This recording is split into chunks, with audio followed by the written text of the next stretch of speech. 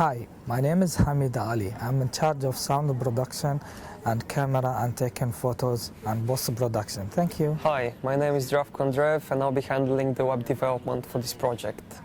Thank Hello, you. I am Atiye. I'm helping in this project for write and ask a question, post-production and media asset management. Hi, my name is Twedo Nemikomi. I was in charge of maintaining contact with Mr. Alex Fenton and in charge of developing content for the website and also questions for the interview as well. Hi, thank you. My name is Krepi Solomon Jide and I'll be part of the team working on the camera operation, sound location, media asset management and also the post-production.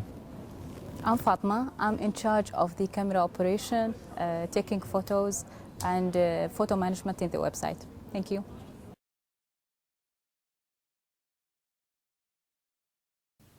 Hi, good day. My name is Twedo Nemikomi. I'm from the University of Salford, studying Masters in Information Systems Management.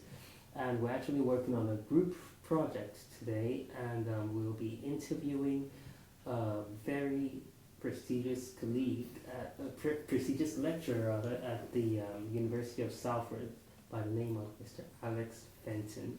Now, a little bit about Mr. Alex Fenton before we actually introduce who he is, right? He actually graduated from the University of Bradford, the Bachelor of Science in Electronic Imaging and Media Communications in 1997, and has worked in various web development and e-learning roles ever since. He completed the Master of Arts course in Creative Technology in 2011 at the University of Salford and is currently working at the University of Salford Business School.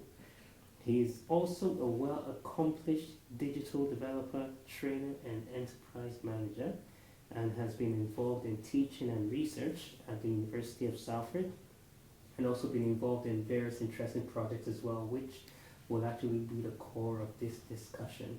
All right, so we're going to introduce our guest right now, and just right beside me is Mr. Alex Fenton, and you're welcome, sir. Pleased to meet you. Interview. Pleased to meet you as well.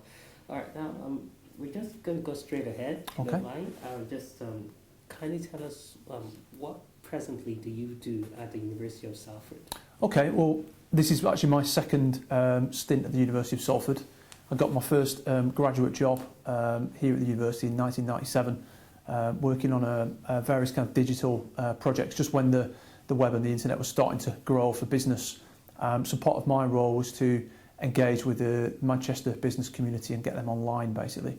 So that was my original role. And through that project, the project was called the Virtual Chamber, and it was actually shortlisted for a global award called the Bangaman Challenge. So we actually went to the Palace in Stockholm to receive that award. And we over the years I've worked in various kind of web and digital roles.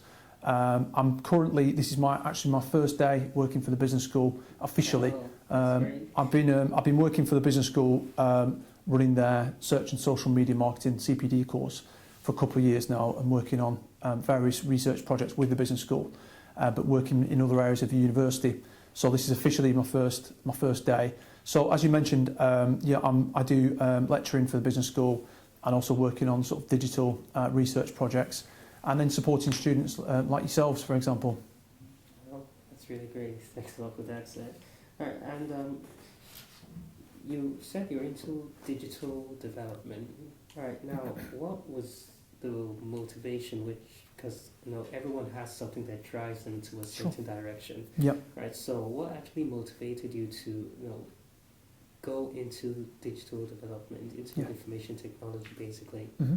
Well, it's quite an interesting story, really. I come from a family who aren't particularly mathematical or into computing or digital technology. But my father, when I was 7, he had the foresight to get onto the home computing wave when, you know, home computers were just kind of coming through. So I got my first kind of programmable computer when I was 7, which is an old Spectrum 48K, and it was that moment really that kind of led me down the path of all things digital. It gave me a real interest for anything around computing or computer programming. But academically, I've always been interested in more English-based subjects as well. So, for example, at A-level, I studied English literature and sociology, and I didn't study computing at all. But it was through a media studies course that I did, and obviously my love of computers and graphics and so forth that led me on to doing a Bachelor of Science in electronic imaging, as you mentioned. So that was everything to do with creating TV programmes and radio programmes to digital technologies. And it was at a time where, in the mid-1990s, where the web was just starting to come through as well. So obviously at the time, it wasn't even part of that course because it was too new. So it was really up to us to kind of pioneer the way the web was used within that course. And we were some of the first people really to be developing websites. Wow. So that's really what led me. It was that purchase of that first home computer and my interest in playing games and creating my own games really that led me into the digital technology area. Okay. I can say the forefathers of web designing right here. All right, at age 7, that's quite a long time.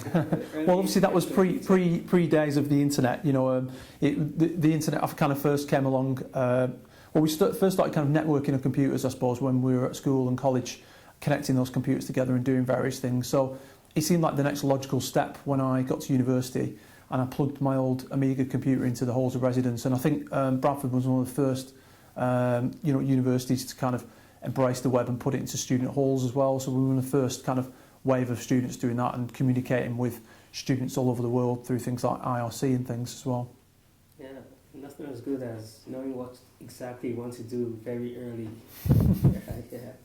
All right, now you mentioned previously, that's in our previous discussions to the emails, that you're involved in some local digital development companies and all that. Yeah. Right, so which of these local companies are you most involved with, and what roles do they play right in your career as IT, your career in IT, and IT as a whole? Yeah, well, it kind of fits into two strands really. There's the kind of training, lecturing strand that I do, and a lot of what I do is what we call CPD courses, so continuing professional development.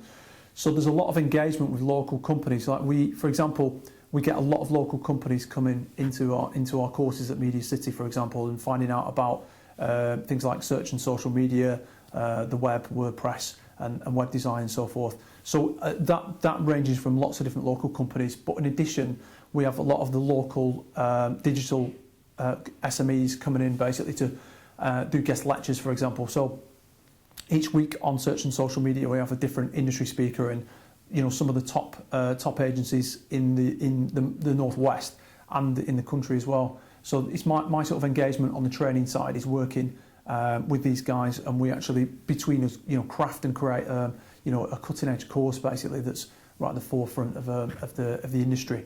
So that's it on the kind of training front. Working with training SMEs, but also working with the digital industries to create that course.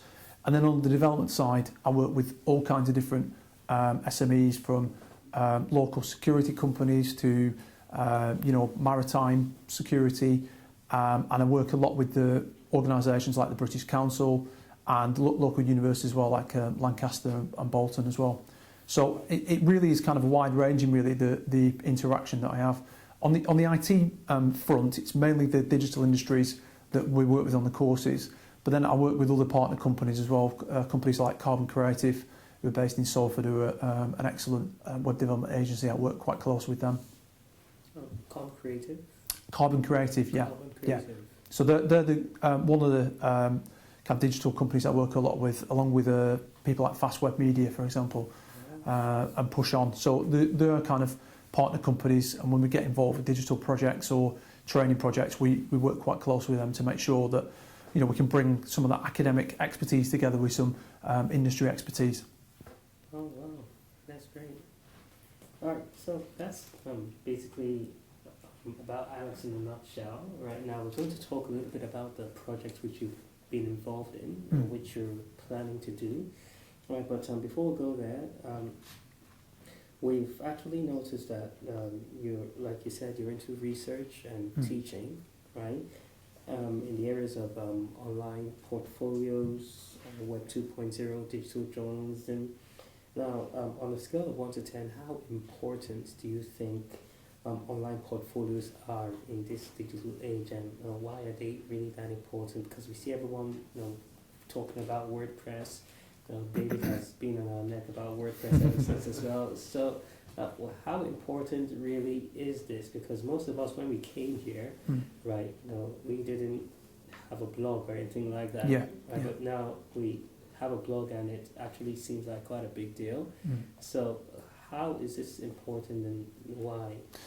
Well, I think part of it will depend on the type of career that you choose. Now, for example, I lecture on journalism courses, for example, and when we talk to the employment leaders, people at the BBC and ITV, they tell us consistently that it's extremely important for people aspiring into that industry to be visible, to regularly blog and to set up a showcase of the work and be on social media platforms like Twitter, for example, and it gives them visibility. So when people are applying for jobs, apart from their excellent CV and a degree, they can show that they've got extracurricular working. They're working with various other projects. They've got some industry experience there, and it's a real way of showcasing your work online. Now, in other careers, it can be equally as important, but it will depend on those specific careers and exactly which area you want to get into. Now, for example, if you were getting into banking, for example, there may be less need than if you were getting into another area, because you've got certain pathways into those markets. But certainly, I think setting up a blog and a showcase of work can be really, really important for anybody.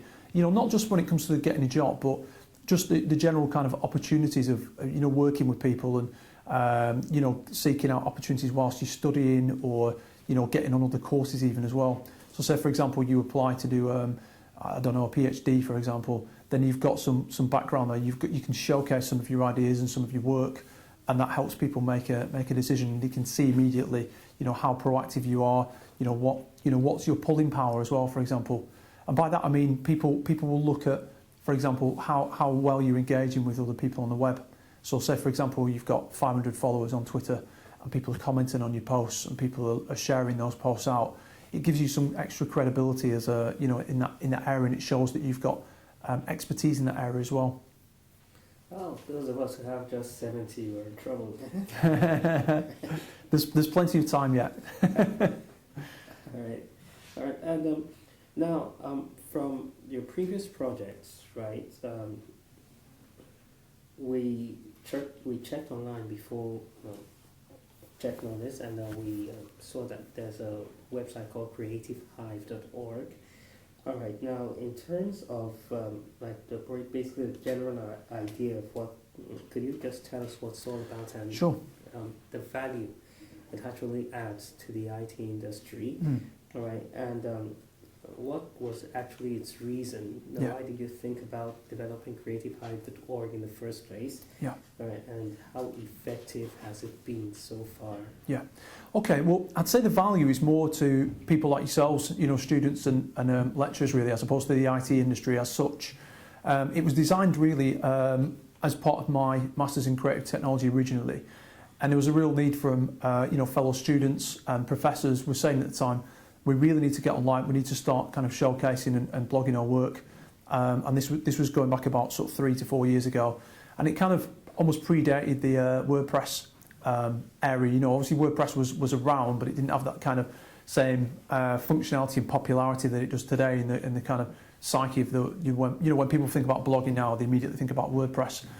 But even with the rise of WordPress, Creative Hive has been increasingly popular really with students and tutors. And the reason being, with things like WordPress, for example, you don't get things like support. People setting up blogs and showcase their work on a multitude of platforms.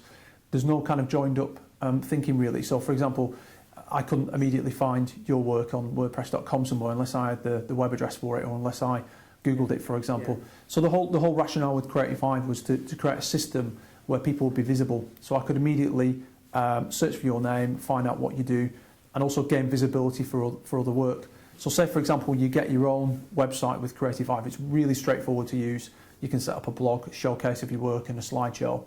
But when you publish a new piece of work, it also appears on the homepage, for example, and it builds up a tag cloud, and it's all searchable. So say, for example, I was looking for a business student to work with on a project. I could just start searching Creative Hive for it, or look at some of the things that have been tagged, for example, and I could identify you much quicker than I would if I attempted to try and find you online, for example, and track it back that way. So it just gives more visibility, and that's particularly true as well when Creative Hive is embedded into modules, as some people do. Because you can imagine if you've got activities or assessments, it's really straightforward then to see other people's work on your own course and then other courses at Salford. So say, for example, you could see what journalism students are doing at Media City, or BA television and radio students, and you could perhaps identify one of those people as well to work with on one of your own projects. So it's really about visibility and flexibility as well. So say, for example, we talked earlier about some of the limitations of WordPress.com. Things like being able to embed certain types of media, like for example you can't embed Storyfy, or you couldn't add a password to certain areas. With Creative Hive you can embed that type of media. So it just gives a bit more flexibility, and obviously you've got a bit of support there as well from fellow kind of staff using it. With WordPress.com, you're on your own basically. So that was the rationale originally, and it still seems to be relevant today as well, even with the rise of other platforms. Oh, when was it developed? It's been going for about 3.5 years now, so this will be its 4th academic year, and it seems to be getting some traction as well. I'm getting a lot of requests now from people around the university saying, can we use this within our module? They've tried out using WordPress.com, and now they're looking for something a bit different to use with their students, particularly within modules where there are blogging elements or rich media, for example. Right, so the target audience for that particular website are basically just students? Staff and students, yeah. I mean, they're the user base, of which there are, I think there's 730 registered now, most of which are Salford students. There are also students from other... 730? Yeah, there's also students from other universities in the UK and a few from around the world as well. So it's been a popular platform with people. It can also be work in tandem with, say for example, you've got a WordPress site or a Tumblr site, and you've got a presence on LinkedIn or Twitter.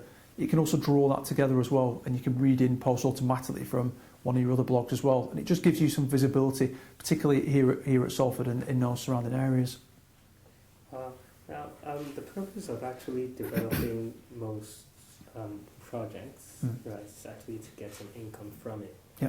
Right, but for creativehive.org, people are not going to buy anything there, they're not going to sell anything there. Sure. So how exactly are you going to get a return on your investment, right, from what you invested in, the time, the effort you invested into the project? Yeah. So how are you going to get a return on investment from that? Well, that was never the rationale really for the project, and you're right that a lot of projects when they set out are looking at business models and return on investment, but increasingly, people are creating stuff in an open source way. So there's almost an altruistic element really to creating software these days. For example, WordPress wouldn't exist if people had sat down and said, right, what's the business model? The whole platform evolved around contributing back to the community in an open source way. So and similarly, Creative Hive came from an academic setting, and it was all about solving a problem as opposed to looking at financial models.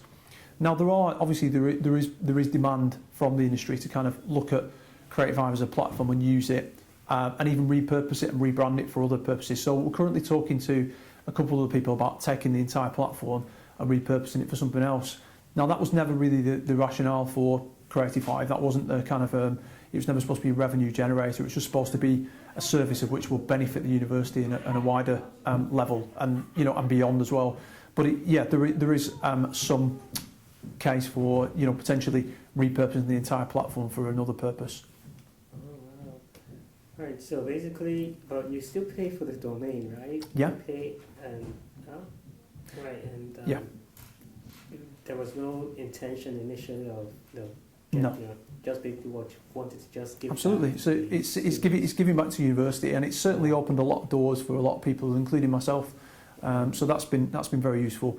As you mentioned, yeah, we do pay for the domain and so forth, but obviously running a web development company as I do, that cost is absolutely minimal. So it's well worth. So the actual operating and running costs are absolutely minimal compared to the the benefit that the wider benefit for the student community. That's great. Yeah, very very philanthropic. That's great. Right now, you said the estimated users so far just about 730. Yeah. A few from outside UK, but most of them within UK. That's most right. Within Salford. That's right.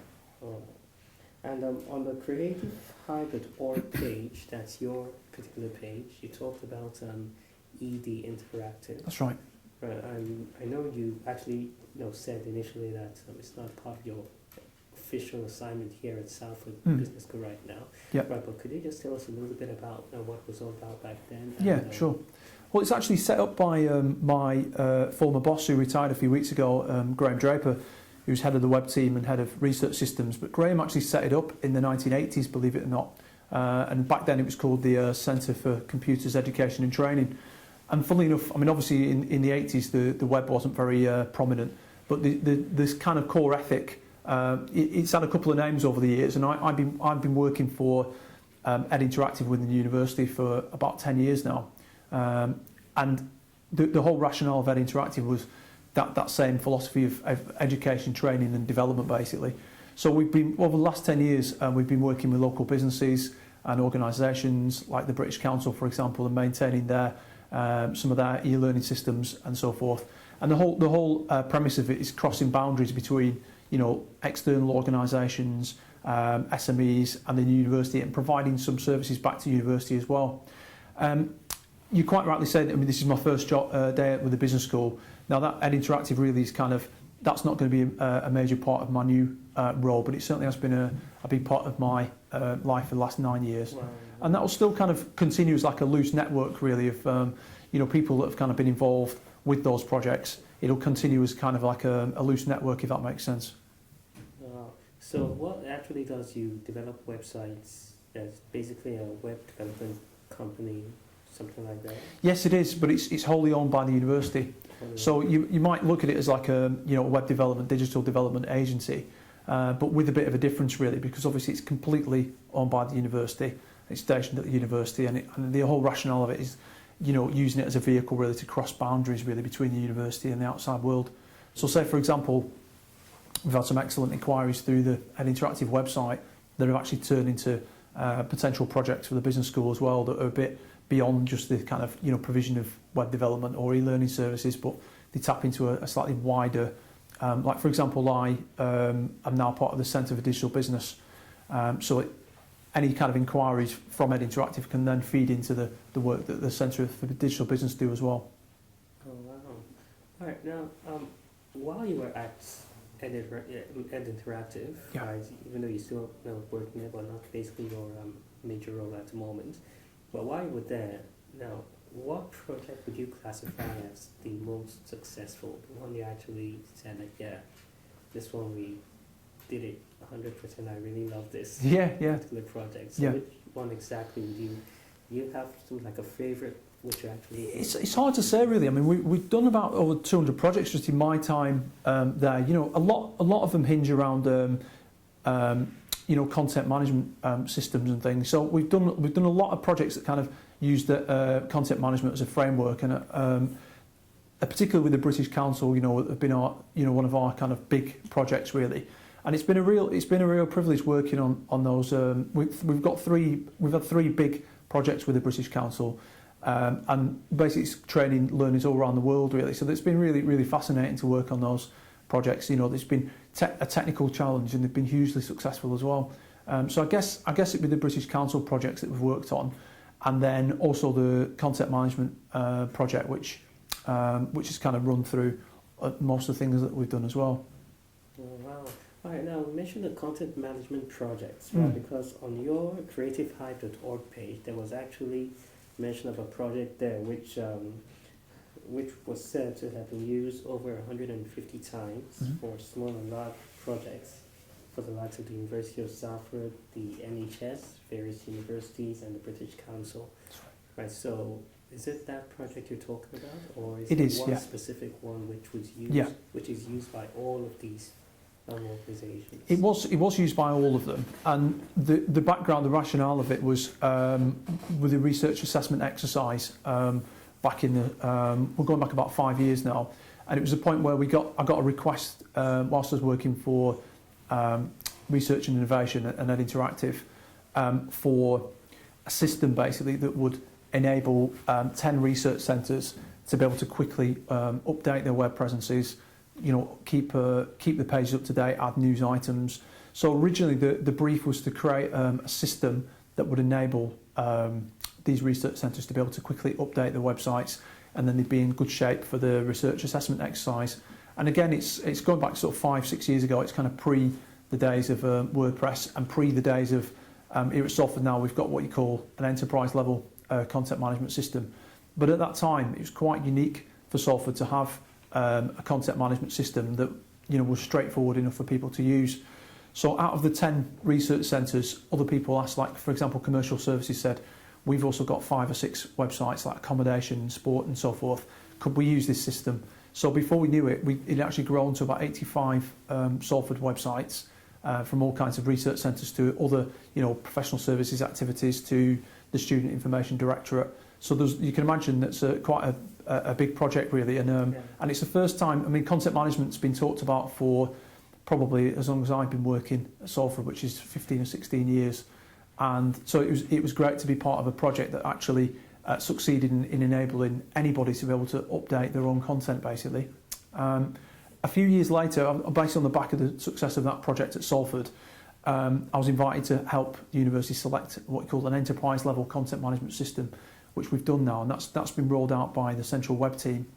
But it's interesting to note that whilst that system's used on some Salford websites, the central web team want to continue to use the content management system that we developed originally for certain sites. So there's still quite a good percentage of sites using that at Salford. And as you rightly mentioned, there's instances at other universities and the British Council and lots of other companies in the area. Now, the unique selling point, I think, is just the pure simplicity of use of that content management system, because as you'll know, there's a lot of content management systems on the market. The unique selling point is it's extremely simple to use, and because it's bespoke, it can be adapted into any design, or this functionality can be extended as well. So say, for example, I do a lot of projects now with WordPress. Certain projects lend themselves to using WordPress quite nicely, and other ones will work with our content management system, and it does work rather nicely. Oh, wow, that's really great. All right, now basically, you initially told us in the beginning of sometime beginning of the interview that you were involved in a CPD, CPD training courses, right? All right, now. Basically, I see here that it's actually on search and social media marketing, right, at Media City. Mm-hmm. All right, now, how important do you actually think this knowledge really is? Why does one need to go into training for search engine optimization, right? I mean, how important is this really to not just anyone but an information architect, right? And who exactly do you target for this kind of course? Yeah. Right, and what sort of jobs are available for those who successfully finish this course? I think it's a really good question, and I think the answer is very, very wide-ranging. I mean, when the course was first conceived by the business school, it was all about offering a solution really for local business owners and search engine optimization professionals to be able to come into a university and get accredited qualification, working with industry, and that was the rationale. But what we found over time is that the course has been hugely popular with a really wide range of people, from local business owners to people hoping to get into the industry as well. Like perhaps they've come from a traditional background of marketing or magazine journalism, and they're looking to kind of reskill. We get people there from PR. We get people there from all different walks, all different industries. So I'd say it's a very, very wide range indeed. We've got record numbers on the course basically, just because that again is starting to come into the psyche really. The whole gamut of digital marketing, search and social media, people realising the power of it really, and they're wondering how they're going to get into that industry. And they're looking at this as an excellent way to, upskill themselves and the staff, and to potentially reskill themselves into that area. So we're really excited about it. We think it's a good course. It gets tremendous feedback from the course as well, and it's been extremely popular.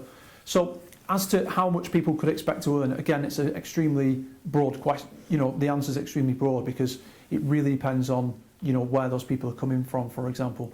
So we're not, the vast majority of people aren't just going to walk straight into a role as a search engine, optimizer or a social media specialist.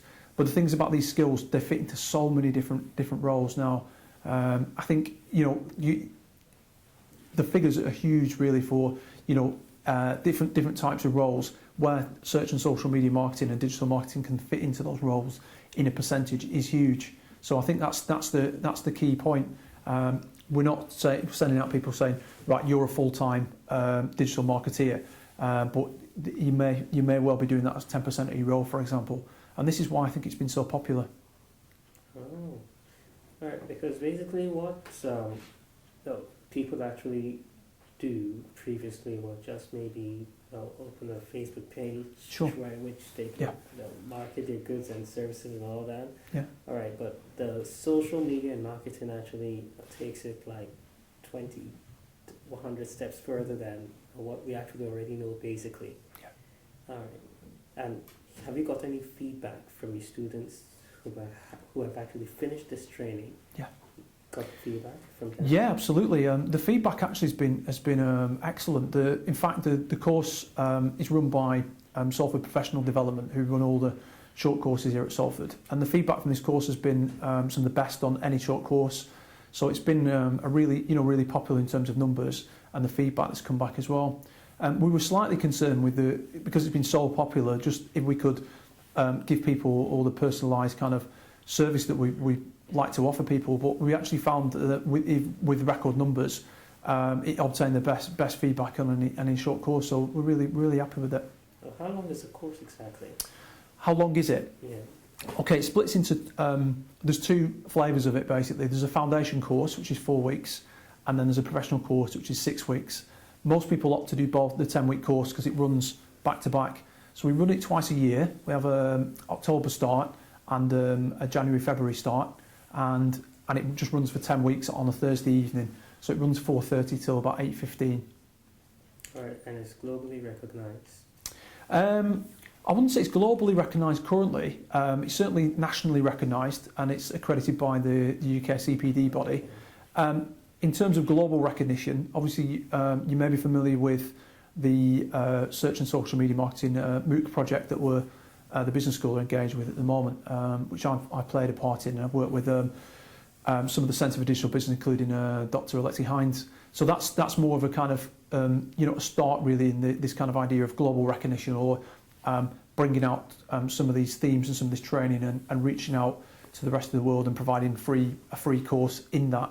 The CPD course, it works more on a local level currently, but we are talking to different providers about potentially turning that into a more of a national or international product ultimately, and this MOOC project is just the first step. Wow, that's great. That's great. All right, now we're going to talk a little bit about our case study now, which is actually going to be the bulk of what we're going to talk about here. All right, now you gave us a link, the www.onlocation.org.uk, which is a geolocative storytelling system.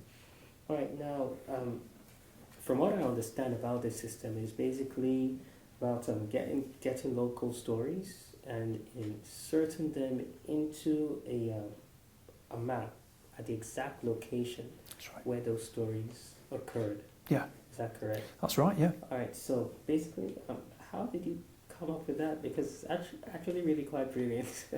So how did you come up with such an idea? Well, I can't take credit for the idea, unfortunately. It came from a gentleman that I've worked with for a number of years when I used to work for a company called Video Arts, and they're a traditional kind of training video company. But I was working as an e-learning specialist for there. And I got an inquiry from a gentleman that I worked with on that project a number of years ago, saying he was working on a project called Story World at Bolton University, and would I be interested in becoming the lead programmer on this project. So this is where it came from originally, from a project at Bolton University. And the whole idea was this combination of rich media and a map interface. So what they did at Bolton was they got set live projects across a number of different courses, from everything from script writing to video production, and to some of the business students, to produce like what you call a hyper-local story around Bolton. One of the strands was like a fictional story around Bolton, so you could see, one of the ways of navigating that story was via a map interface. So I was the lead programmer on that project, and we felt that this project worked really nicely and it could potentially work at Salford. So we sat down and looked at the potential for this, and obviously I also teach in the area of journalism, and we felt that it could really work well in that area as well. And then the On Location project was born, basically. So it was that was my kind of concept, working with the gentleman that I worked with previously, who runs a transmedia company in Manchester, and then some of our journalism academics as well. So that's why On Location was born. And it's exactly as you said, it's that kind of combination of what you call hyper-local stories, drilling down into different areas within the sort of Manchester-Salford area, and then looking at the kind of rich media. So it could be text, it could be pictures, it could be video, it could be audio, it could be embedded tweets or Storyfy, and just that combination of using the map to be able to navigate your own area. I think inherently, people are interested in their location, so the place where they live or the place where they study, and to see the kind of things that happen there. So the whole rationale was about teasing out those local stories and looking at. So say for example, you might look at a place in a certain way. Once you can see the way that other people observe it as well, and look at that layer of information, it gives you a slightly different view on the world. Oh, I see. So what exactly do you plan to achieve with this particular project? Right? Yeah, we know it's to basically help people to find out more about where certain stories happened, or about the location which they are, how this place life and things like that. Mm-hmm. Right, but is that just basically it, or is there a bigger picture to this? There is a bigger picture. The project's been recently accepted for two events in November. One's the Digital Economy Conference, which is part of at Media City, the University and the BBC. So we're going to be doing a demo in the BBC of On Location, which we're excited about. And then the other's the Salford Media Festival Next Generation, which is a big media festival, again based at Media City, and we've got a slot basically in the Digital Performance Lab at Media City to present On Location to 200 staff, students and kind of partner organisations, and present this project and talk generally about story worlds and this idea of showcasing and telling stories via map interfaces and using transmedia as well. So we've got these two conferences coming up, and I think from a research perspective that's going to be really interesting. But the kind of grander vision is we've got we've worked with two universities now on two separate kind of story world type projects, and we think that there's a great potential to work with other universities in a similar way. So we see these two products that we've developed, Story World and On Location, wrapped in services basically from ourselves as the Centre for Digital Business, and also working with local partners like Bellyfield, I mentioned we worked with originally. So it's kind of joined together again. It's that kind of academic industry crossover to produce an interesting service product that could potentially be weaved into other organisations where they've got stories to tell, that have got location information. Oh, wow, yeah, that's great. And do you really want to just let it be just within just Manchester alone, or within the UK, or are there plans to expand it, globally, to involve Africa, Asia? Absolutely. I mean, there's nothing to stop the project being there's no restriction on where a pin story can be added. Now, the reason that Story were focused on Bolton University and On Locations focused on the Manchester Salford area is because we're really trying to look at this concept of local stories and hyper-local stories, for example, because we think those have got more interest to people within that area, if that makes sense. But yes, certainly, I think the best route would be, say, for example, a university in Africa approached us and said, we like this, could we do this at our own university, with our own media students, for example? Then I think that's the best route. So, for example, we could then set up that platform and a strategy to be able to do that. And then it starts to map out the area around that university, for example. So we could use one of the instances of it to try and map the world. But of course, you get a slightly more diluted effect unless you've got like 10 million users, for example. So what I see it really as being used within organisations to really map out the areas where they live as an organisation. So it's almost like taking that kind of global concept and bringing it into a hyperlocal concept as well, and mapping out certain areas bit by bit, if that makes sense. Yeah, it makes a lot of sense. Okay. Right, now, for this particular project, the on-location project, which we're focusing on, right now, is there some kind of estimated budget or thereabout, right, which you considered before going into this project, Yeah. right? And when did it exactly start? What was the start date, and when exactly do you intend to complete it? Yeah. Right, and how exactly do you intend to again, make money from this? We have the M word again. Make money from this particular project. Right, so could you just please tell us about that? Yeah, okay, so the business model, well, the business model essentially is in terms of the time and development costs that go into the people working it, that time's covered basically from the organisation that we work with essentially. There's no kind of start and end date to any of these projects. They're what you call the constant beta.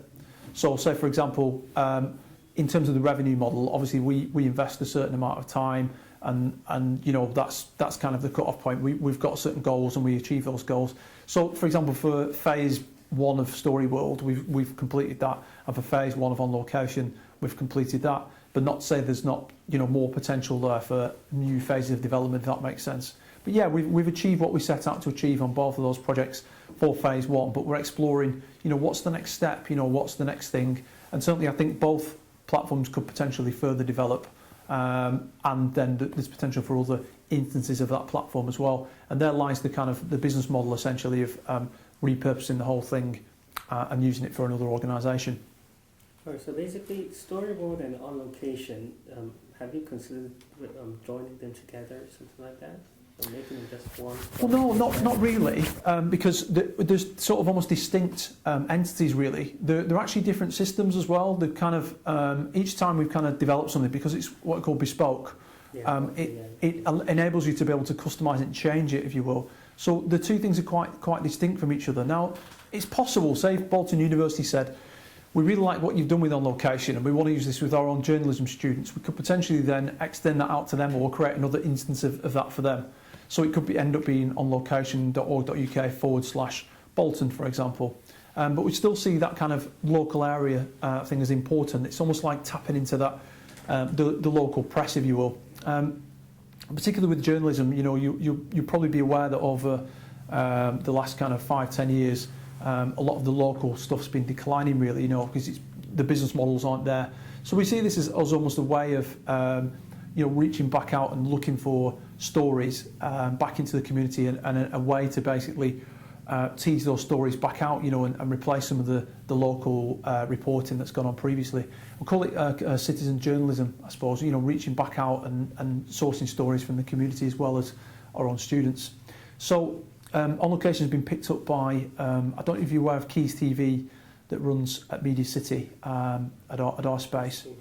Keys TV is like the TV channel that's run by our journalism department, and it goes out on YouTube and it goes out at Media City. So Keys TV are actually using On Location on a touch screen basically for their community reporting section. So we're quite excited about that as well and how that might evolve.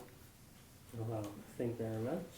All right, now for those of you just actually joining us, we've been talking with Mr. Alex Fenton, and he's been giving us some really, really interesting information. All right, now if you actually missed the first part, well, you can still go back because this video is actually going to be available on the website which we're going to develop on alexfenton.co.uk. So just check it out, and then you'll be able to get all this interesting information we've just been blessed with today. All right, now we're going to actually just go straight to the closing remark for this interview. We're gradually getting to the end of this interview, right? And just want to ask, first of all, do you have any advice, right, for information architects, future information architects there, and those of us here who want to go in that line, because you've been there for over 15 years, quite a long time, right? So what advice would you actually give us, to help us develop ourselves, in terms of information architecture, basically? Well, I'd suggest, obviously you're studying a master's now. I think you need to try and specialise in that area a little bit and take all the opportunities that come your way as well. I mean, it's certainly initially you might try and volunteer for certain projects and just get involved, get things, get more experience under your belt. Because in addition to the sort of academic qualifications you've got, you need to be able to show as well the different projects that you've worked on really and where you've kind of excelled. So whether you're working on a sort of voluntary or low cost basis, get some of those brilliant projects under your belt, and then it will just lead to more and more excellent opportunities. You were asking earlier as well about the potential for search and social media within information architecture. I think that's certainly a great thing to gin up on as well, and you may even want to consider coming in our CPD course in that area. And then I'm a big fan of the work of people like Jakob Nielsen as well in terms of usability and thinking about usability first over grand designs, I suppose. So I think it's my advice would be just keep things to the point where people can access information, think about your target audience, and deliver an excellent solution that everybody will be able to something out of navigate. Yeah, so basically helping people to know how to get the right information at the right time in the right format. Yeah, and be mindful of your target audience as well. Who is it's going to be accessing that information? Because that's the key question. Who's going to be accessing it, and how can I make sure that everybody in my target audience can access that information? Okay. Yeah, that's great.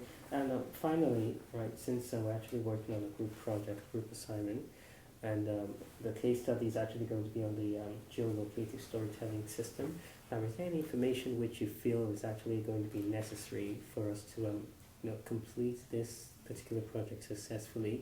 That's from the geolocative storytelling system. Anything else that you feel that we need to know that probably we missed out so far in the interview? I think the only thing that I didn't mention really is we're also talking to a very interesting company at Media City as well around app development as well.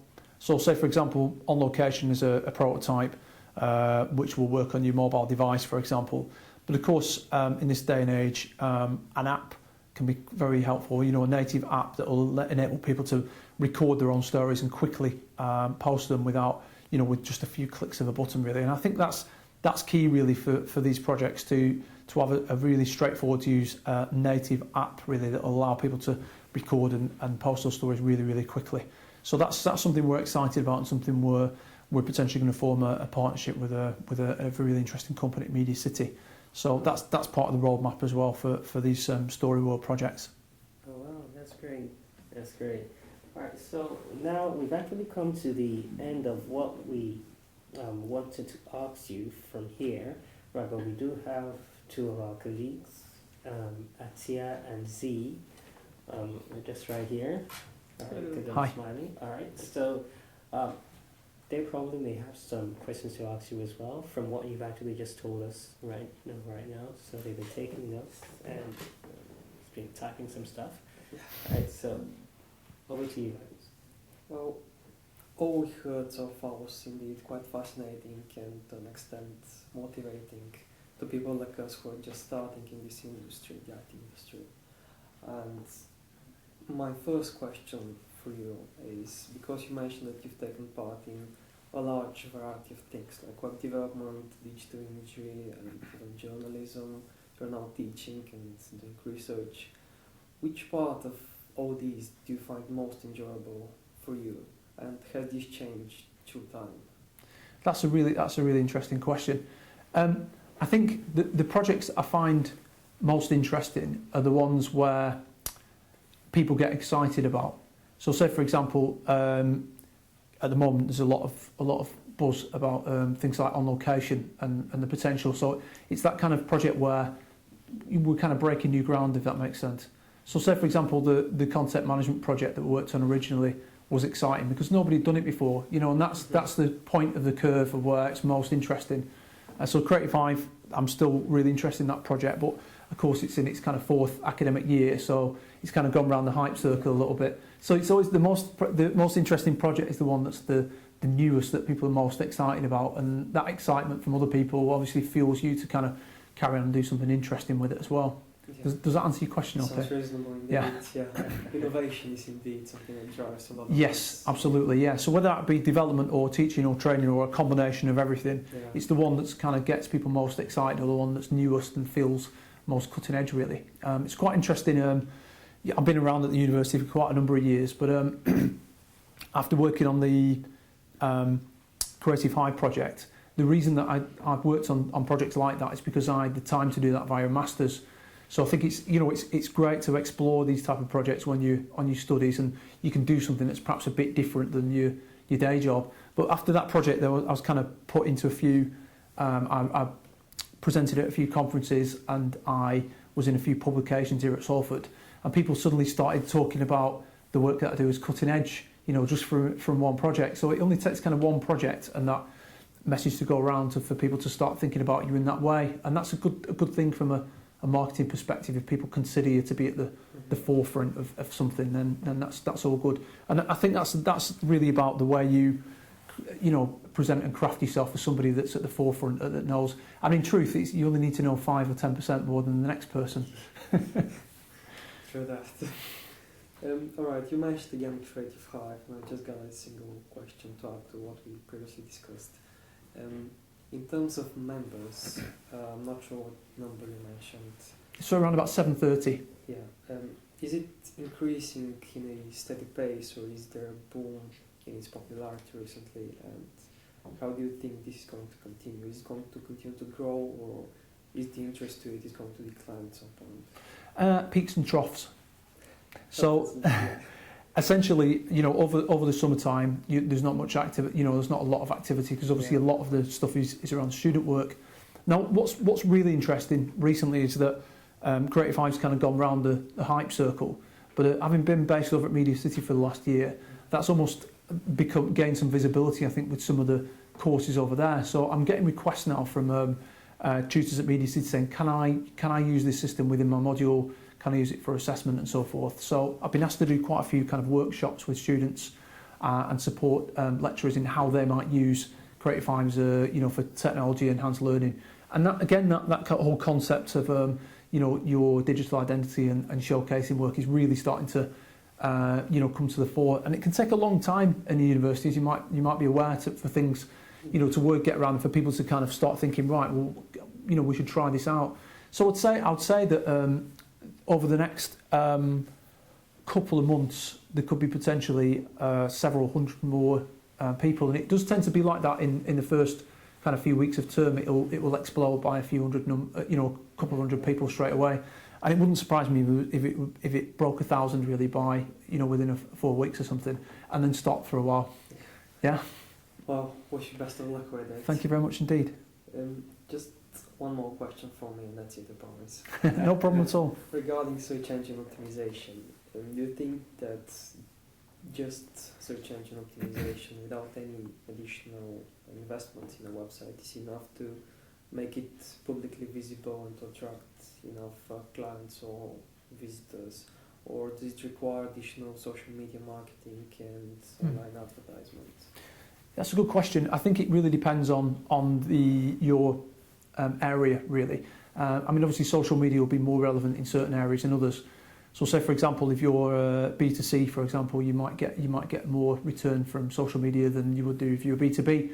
But that's kind of generalising a little bit. It will depend on your industry as to what platforms and what strategies are the right way forward, for example. If you're kind of unique in your industry, then you may not need to do certain things. You might not need to bother with pay-per-click, for example. You may just be able to immediately tap into the kind of key phrases that you want immediately. So it really depends. I think every company is different, every individual is different, and it will depend on what industry you're trying to get in there. So it's about awareness of those tools, where your target audience sit, and then using an appropriate strategy really to reach that target audience, whether it be by social media, different types of social media platform, or search engine optimization, or pay-per-click, or some other type of marketing. Yeah, makes sense. Yeah. Okay. All right, thank you. No problem. Hi. Thank you for your information. No problem. I read some articles about your conference in the Southampton University. Oh, right, okay. And what does it mean exactly, the PLE conference? It's the Personal Learning Environment Conference. Is it dealing with the creative company, or is it completely different? It's an academic conference about personal learning environment. So anywhere where there's technology enhanced learning being employed, or technology being employed to allow people to kind of showcase their work in a personal space and with a personal learning network as well. That conference came about. I presented at 2 conferences in that period around Creative Hive, which at the time was and still is a relative kind of unique type of system. So I wrote a paper around that time, a full paper around the things that motivate students to engage really with platforms like Creative Hive, and the barriers basically around that. At the time as well, I was doing quite a bit of research into virtual worlds, things like Second Life, for example. So Creative Hive has a presence in the virtual world of Second Life, which I think is the biggest virtual world. And I think Salford still has an island actually in Second Life as well. It certainly did until within the last year. And at that time we had that island there. So I presented at the Education and Change and Environment Conference here at Salford, which is a fantastic event with people from all around the world, and it was all about technology enhanced learning and the ways that people were kind of teaching and learning in the modern age. And the full paper got accepted for the PLE conference at Southampton. Now operationally, as you pointed out, I do quite a few different things, so it's difficult sometimes for me to take time out to go down to places like Southampton University. But the paper was accepted, and they quite kindly said I could use other technology bases to present at the conference. So actually I thought, why not kind of live by the technology we're using, and actually presented at the conference using Second Life as a virtual world.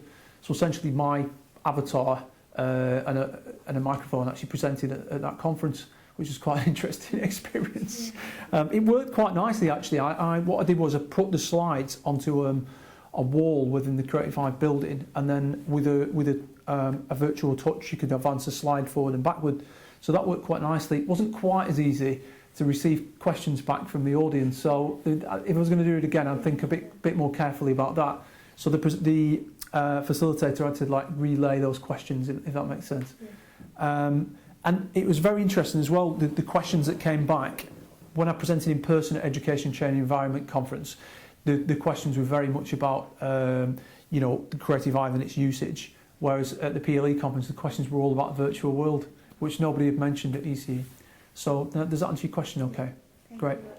Well, thank you very much, Mr. Alex Fenton. It's actually been a pleasure, an honor, privilege to actually thank you for giving us this opportunity to do this interview. And it's really been very informative, and hopefully perhaps with time we'll be as well accomplished as you in the IT industry. I'm sure you will, yeah. All right, so I want to just thank very much on behalf of all of us. Really grateful for this opportunity you gave to us, and we wish you all the best in your new project on location.org.uk, right? And basically the best in everything. Thank you very much indeed. It's been a pleasure meeting you all. Thank you. And Thank you very much. do keep in touch virtually. Right, and thank you very much everyone, and do have a lovely, lovely day.